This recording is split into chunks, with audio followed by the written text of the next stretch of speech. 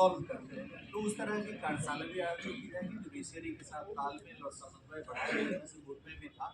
और जिला स्तर पे भी पुलिस पदाधिकारी और जुडिशरी के समन्वय को समन्वय वो एक सिस्टम बना हुआ है, डीएलएमसी बोलते हैं, district level monitoring committee meeting होती है जो प्रत्येक महीने डिस्ट्रिक्ट जज की अध्यक्षता में होती है। लेकिन वो मीटिंग अपनी जगह पे, उसमें बहुत सारे इशू रहते हैं, उसमें सिर्फ स्पीडी ट्रायल का इशू नहीं रहता, उसमें तरह तरह के इशूज रहते हैं। तो हम लोग जैसा कि पहले भी किए हैं कि जुडिशियरी के साथ, प्रोसिक्यूशन के साथ कॉन्फ्रेंसेस किए हैं, कई बार हम लोगों ने आयोजित कराया था, जिसमें हाई कोर्ट के जजेस भी आते हैं, डिस्ट्रिक्ट जुडिशियरी के लोग आते हैं, पुलिस वाले रहते हैं, और उससे जो भी रोड ब्लॉक्स रहता है, जो भी इम्पेडिमेंट्स रहता है, उसको हम लोग रिजॉल्व करते हैं। तो उस तरह की कार्यशाला भी आयोजित की जाएगी, जुडिशियरी के साथ तालमेल और समन्वय बढ़ाया जाएगा, जैसे पूर्व में भी था। और जिला स्तर पे भी पुलिस पदाधिकारी और जुडिशियरी में समन्वय को और इनकाउंटर एक संयोग है। इनकाउंटर कोई ऐसा नहीं होता है कि आपको अपराधी मिल गया और उसको इनकाउंटर एक नैसर्गिक और प्राकृतिक एक घटनाक्रम है कि आप कहीं जा रहे हैं, आप पे गोली चली तो आप आत्मरक्षार्थ गोली चलाते हैं, मुठभेड़ होता है, आप भी घायल होते, वो भी घायल होते। ऐसा कोई इच्छा शक्ति के अनुसार नहीं कि आपकी इच्छा हुई कहीं इनकाउंटर कर दिए। तो इनकाउंटर एक प्राकृतिक कालक्रम में होता है, ये कोई वेल डिजाइंड तरीके से नहीं होता है। इसलिए इनकाउंटर, हम लोग भी काफी सारे इनकाउंटर किए हैं, लेकिन कहीं पे भी कोई ऐसा उंगली नहीं उठाया कि इनकाउंटर। मुझे याद है कुंदन जी सीतामढ़ी एसपी थे, हम मोतिहारी एसपी थे, तो मधुबन थाने पे नक्सलियों का भारी इनकाउंटर दिन के 1 बजे हुआ था। हम लोगों ने इनकाउंटर किया, दर्जनों लोग उसी दिन मारे गए, फिर अगले दिन भी कई लोग मारे गए, तो बहुत गिरफ्तार हुए थे और काफी उसमें गिरफ्तारियां भी हुई थी पूरे स्टेट लेवल पे। तो उसमें कोई ऐसा नहीं कि आप सर एक सवाल है सर कि आपकी पुलिस जो है कोई उतना डायरेक्ट उतना संबंध नहीं, अप्रत्यक्ष रूप से संबंध है, लेकिन कोई ऐसा प्रत्यक्ष रूप से संबंध नहीं है। कन्विक्शन का जो रेट है डिपेंड करेगा कि आपके गवाह कितने मजबूत है, गवाह कितने निर्भीकता के साथ गवाही दे पाते हैं। हमारे जो पुलिस के पदाधिकारी हैं वो न्यायालय में कितनी सख्ती के साथ अपना एविडेंस दे पा रहे हैं, जो एविडेंस दे रहे हैं वो कोर्ट के द्वारा ग्राह्य है या नहीं है, एडमिसिबल है या नहीं है।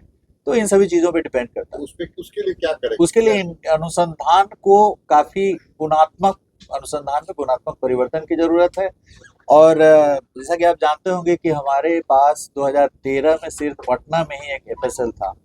आज के डेट में 3 एफएसएल फंक्शनल, 4 फंक्शनल, राजगीर भी फंक्शनल है, और 9 और रीजनल फोरेंसिक साइंस लेबोरेटरी के भवन निर्मित हो गए हैं। उपकरण के क्रय की प्रक्रिया अभी जारी है, और 1 साल के अंदर मैं उम्मीद करता हूं कि हमारे प्रत्येक पुलिस क्षेत्र में क्षेत्रीय विधि विज्ञान प्रयोगशाला कार्यरत हो जाएगा, और वैज्ञानिक अनुसंधान के आधार पर हम कांडों को जब न्यायालय में ले जाएंगे और अच्छे ढंग से प्रस्तुत करेंगे तो उसमें कन्विक्शन की संभावना काफी बढ़ेगी। पेपर लीक के संबंध में नियमों को भी आप जानते हैं, जो संशोधन हुआ है, नियमों में संशोधन हुआ है, उसमें भी धार लाने का प्रयास किया गया है। और उसके बाद पूरे राष्ट्रीय स्तर पर जितने सारे स्टेट्स हैं, यूपी हो, राजस्थान हो, सभी स्टेट्स ने इसको काफी सीरियसली लेकर के और नियम अधिनियम में भी संशोधन किया है, और इसके लिए एक काफी संजीदगी के साथ, काफी सख्ती के साथ किया जा रहा है। जैसे आपने अभी देखा कि कांस्टेबल एग्जाम हुआ, उसमें किसी भी तरह की कोई त्रुटि नहीं हुई।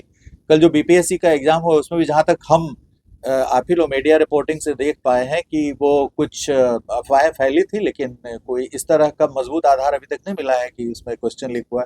तो हमारा राज्य ही है जिसमें अभी जो बड़े स्तर पे जो कांस्टेबल का एग्जाम हुआ था, वो भी बहुत बड़ा एग्जाम था, कई फेजेस में हुआ था, 4 या 5 फेजेस में हुआ था। बीपीएससी का भी एग्जाम हुआ है जो सबसे महत्वपूर्ण एग्जाम है स्टेट का।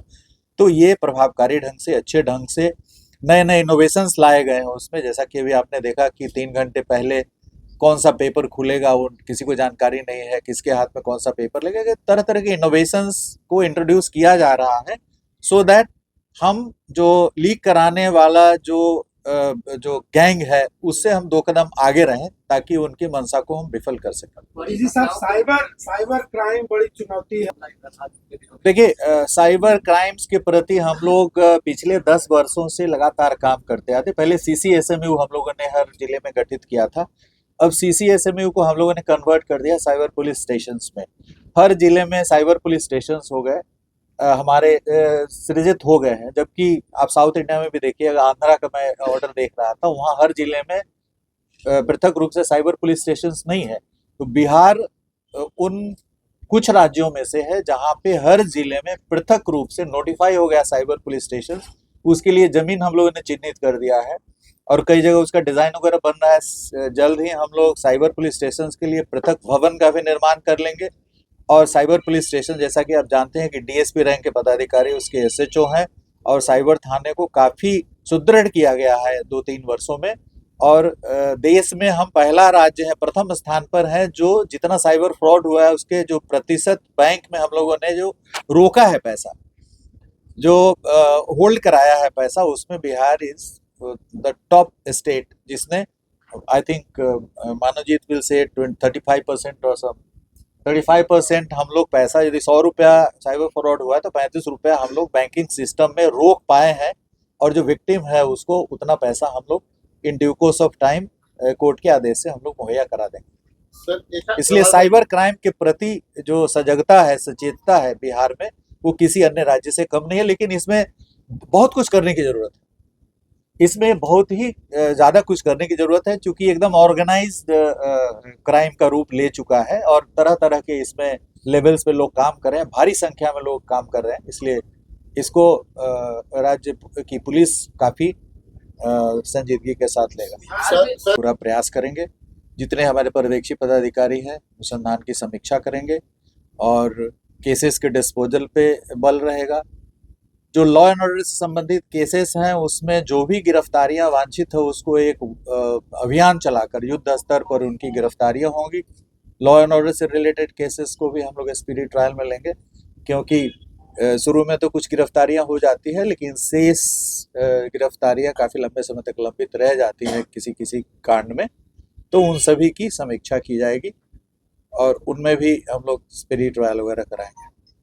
बिहार में सर नहीं, we have done excellent work in gender based violence. आपको याद होगा कि एक दौर था जिस समय वीडियो वायरल्स, आई थिंक 2017-18 में काफ़ी सारे केसेस हुए थे वीडियो वायरल के। राजगीर में रिकॉल की एक बबनी कांड हुआ था जिसमें हम लोगों ने सिर्फ वीडियो क्लिप पे डिटेक्ट करा और उसमें गृह मंत्रालय द्वारा पुरस्कार भी दिया गया था नीलेश जी को, और उसको रिकॉर्ड टाइम में हम लोगों ने ट्रायल करा करके सजा भी कराया था।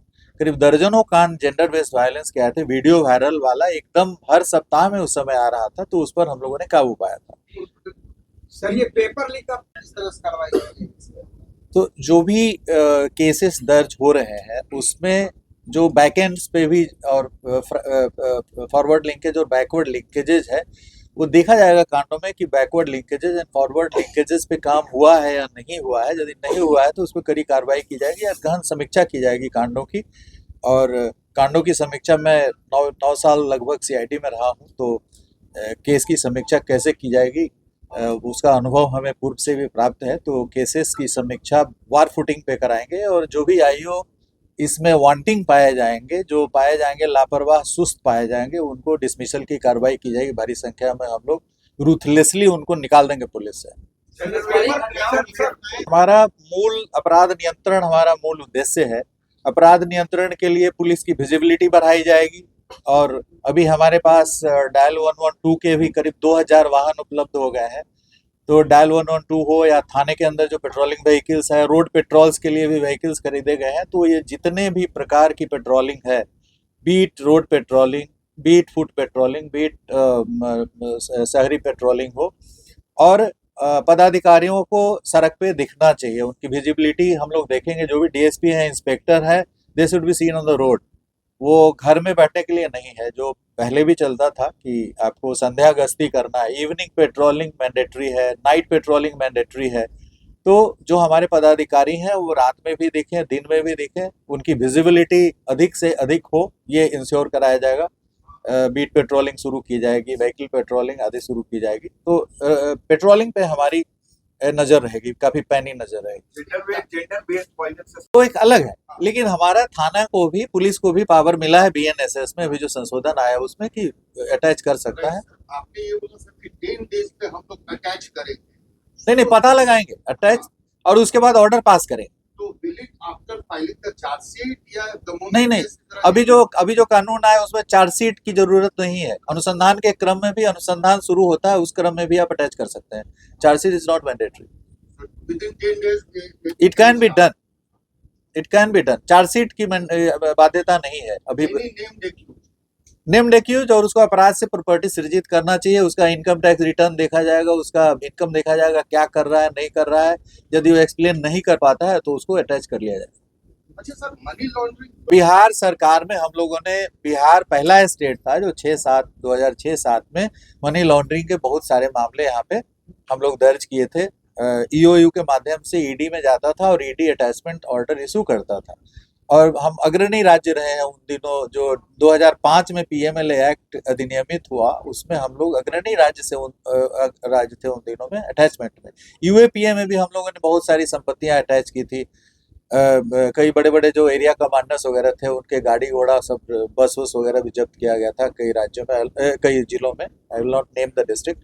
तो यूएपीए में संपत्ति अटैचमेंट और पीएमएलए में संपत्ति अटैचमेंट में हम लोगों ने काफी ये किया था। एक और 1948 का एक ऑर्डिनेंस है, उसमें भी संपत्ति जब्त हुआ था।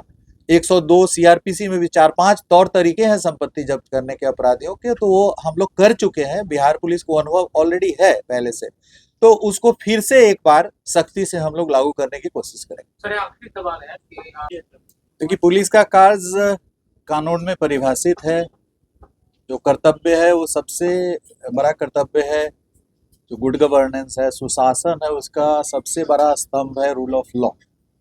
कानून का शासन स्थापित करना हमारी सर्वोच्च प्राथमिकता रहेगी।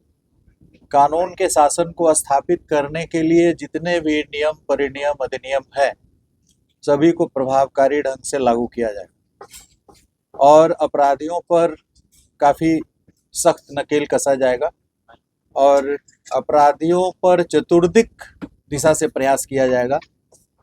इन्वेस्टिगेशन को प्रभावी किया जाएगा। स्पीडी ट्रायल में धार लाने की कोशिश की जाएगी, क्योंकि स्पीडी ट्रायल पूर्व में भी सुशासन को बुलंद करने में, स्थापित करने में एक प्रबल भूमिका निभाई है और इसका एक बड़ा संकेत जाता है अपराधियों में। स्पीडी ट्रायल को काफ़ी सख्ती से लागू किया जाएगा। जो भी वेल डिटेक्टेड केसेस हैं, अच्छे ढंग से उद्भेदित केसेस हैं जिसमें साक्ष्य की प्रचुरता है, उन कांडों को चिन्हित कर उसको स्पीडी ट्रायल के तहत लिया जाएगा। जो भी गंभीर कांड है जिससे लॉ एंड ऑर्डर प्रभावित होता है। अभी आपने देखा होगा कि बीएनएसएस में अपराधियों के द्वारा अर्जित संपत्ति को जब्त करने के लिए पृथक प्रावधान का समावेश किया गया। पहले था कि हम लोग एक पोस्ट ऑफिस का काम करते थे और ईडी के यहाँ भेजते थे अटैचमेंट के लिए, लेकिन अब जो बीएनएसएस में संशोधन हुआ है उसमें अलग से प्रावधान किया गया है कि पुलिस के पदाधिकारी जो अपराध से अर्जित संपत्ति है उसको भी अटैच कर सकते हैं। तो इस प्रावधान को हम लोग सख्ती से लागू करेंगे, थाना स्तर पे लागू करेंगे और हर थाना को कम से कम महीने में 1-2 ऐसे मामले चिन्हित करने पड़ेंगे, पता लगाने पड़ेंगे अपराधियों की संपत्ति को और उसको त्वरित रूप से सप्ताह भर 10 दिन के अंदर में उसको अटैच करने का पावर पुलिस को है। तो उसको हम लोग सख्ती से लागू करेंगे। जो नया प्रावधान आया है अभी बीएनएसएस में, जो पहले हम लोग ईडी के माध्यम से कराते थे, अब पुलिस जो पहले सीआरपीसी की धारा 102 में हमें सख्ती थी, अब बीएनएसएस में उसको और विस्तारित किया गया है और उसमें प्रबलता, प्रखरता लाई गई। उसका हम लोग प्रयोग करेंगे भरपूर ढंग से और उसका तुरंत हम लोग प्रारंभ करा देंगे। इसके बाद जो आर्म्स एक्ट के अंतर्गत, उसके बाद फिर जो एनडीपीएस के अंतर्गत है या लीकर जो हमारा प्रोहिबिशन एक्ट है उसके अंतर्गत जो केसेस दर्ज हो रहे हैं, उससे जो संपत्ति अर्जित कर रहे हैं उसको भी लिया जाएगा इस दायरे में। और बड़ा आसान है उसको पता करना कि हमारे जितने चार्जशीटेड लोग हैं, जो चाहे प्रोहिबिशन एक्ट में हो, एनडीपीएस एक्ट में हो, उनकी संपत्ति का पता किया जाएगा। संपत्ति को पता करने के भी तौर तरीके बहुत सारे अब सिर्फ इंटेलिजेंस पे नहीं लेकिन बहुत सारा डेटाबेस है, उससे हम लोग पता कर सकते हैं। और इन सभी चीज़ों को सिर्फ अनुसंधान करना ही हमारा काम नहीं होगा, बल्कि अपराधियों के द्वारा अर्जित संपत्ति पर कड़ा प्रहार करना पड़ेगा। क्योंकि जब अपराध के माध्यम से संपत्ति अर्जित करेंगे और वो संपत्ति उनकी रहेगी नहीं तो फिर अपराध करेंगे क्यों। इसलिए सबसे बड़ा कारण है कि वो संपत्ति का उपभोग करते हैं, निरंतर रूप से करते हैं, निर्बाध रूप से करते हैं। इसलिए उस पर अंकुश लगाना हमारी प्राथमिकता होगी। अनुसंधान का जो से हम लोग बहुत सारे कांडों में पहले गए हैं। जो हाई कोर्ट में अपील में जो एक्विटल हुआ है उसमें हम लोगों ने सुप्रीम कोर्ट में बहुत सारे मामले में संवेदनशील मामले थे, उसमें हम लोग पहले गए हैं। तो उसकी समीक्षा होगी। जो भी अभियोजन का जो हायरार्की है उसमें समीक्षा होगी और जब फिट पाया जाएगा तो उसमें हम लोग अपील में जाएंगे और हम लोग जाते रहे। सर, बिहार में शराबबंदी के बाद जिहाद भर के जिलों आगे पूर्ण नशाबंदी की दिशा में जो स्मैक और हेरोइन वगैरह वगैरह भी, जैसे आपने देखा होगा कि अभी 2-3 दिनों के अंदर में कई जिलों ने भारी मात्रा में स्मैक वगैरह बरामद किया। तो ऐसा नहीं है कि हम स्मैक के प्रति, हीरोइन के प्रति हम आंख बंद किए हुए हैं। हम लोग पूरी तरीके से सचेत हैं, चाहे वो दारू हो या जो एनडीपीएस जो स्वापक औषधियाँ हैं उसके सिलसिले में भी हम लोग सजग, उसको और भी तेज करने की जरूरत है। जो जब पुलिस में जब प्रतिशत बढ़ा है और पुरुष और जैसे पुरुष प्रधान हमारी पुलिस रहती थी, महिलाओं की संख्या बढ़ी है और वो एक ही प्रेमिसेस में रहते हैं, तो मतलब संभावना है कि वहाँ पे जेंडर, जब दोनों ही जेंडर रहेंगे तो कुछ न कुछ शिकायतें आएगी। तो उसके लिए हमारी यहाँ व्यवस्था है, हर ऑफिस के अंदर जो वर्क प्लेस हरासमेंट एक्ट है वहाँ पे वर्क प्लेस पर, तो उसके अंदर वो कमेटी बनी हुई है और रिपोर्ट करने के बाद इस पे कार्रवाई होती है। चलिए, थैंक यू सो मच। मनोबल तभी बढ़ेगा जब अपराधी का मनोबल गिरेगा। अपराधी का मनोबल गिरेगा जब अपराधी पर पुलिस भारी पड़ेगी। भारी तब पड़ेगी जब विजिबिलिटी रहेगी, केस का अनुसंधान रिकॉर्ड टाइम में होगा, चार्जशीट समर्पित होगा रिकॉर्ड टाइम में, जो भी टाइम निर्धारित है उसमें, और हम लोग उसको सजा करा करके जेल के अंदर संसीमित करने में सक्षम हो पाएंगे। बिहार की जनता सर क्या अपील करेंगे न्यायाधीश बने? बिहार की जनता से हमारी अपील है कि जो पुलिस की व्यवस्था है, अवधारणा है, जो भी कानून है, वो सिर्फ पुलिस के लिए नहीं है, उसमें हर स्टेप पे जनता का इन्वॉल्वमेंट है। हम घटनास्थल पे जाते हैं, वहाँ कोई चीज हम सीज करते हैं तो उसमें जो विटनेस बनता है पुलिस नहीं रहता, पब्लिक रहता है। 2 इंडिपेंडेंट विटनेसेस को हम लोग लेते हैं। हम गवाही लेते हैं, जनता की गवाही लेते हैं कि आपने क्या देखा। जनता फिर जाती है कोर्ट में गवाही देती है। तो एक पुलिस आइसोलेशन में नहीं काम करती है। पुलिस और पब्लिक का एक जो मिश्रण है वो जब कारगर ढंग से काम करेगी तभी हो सकता है। पुलिस पूरी सख्त है और जनता हॉस्टाइल हो रही है, कोर्ट में जाकर गवाही नहीं दे रही, तो सजा ऑब्वियसली नहीं होगा। इसलिए ये पुलिस की जो अवधारणा है, जैसे इंग्लैंड में भी कहा गया है कि police is public and public is police, माने दोनों में कोई भेद नहीं है। पुलिस को भी जो पावर है वो जनता को भी पावर है। राइट टू प्राइवेट डिफेंस में ही जो आप मुठभेड़ कह रहे हैं वो क्या है? राइट टू प्राइवेट डिफेंस है। हम पे क्रिमिनल गोली चलाया, हम भी गोली चलाया, जनता को भी प्राइवेट डिफेंस है। आपको यदि कोई गोली चलाएगा आप भी गोली चला सकते हैं।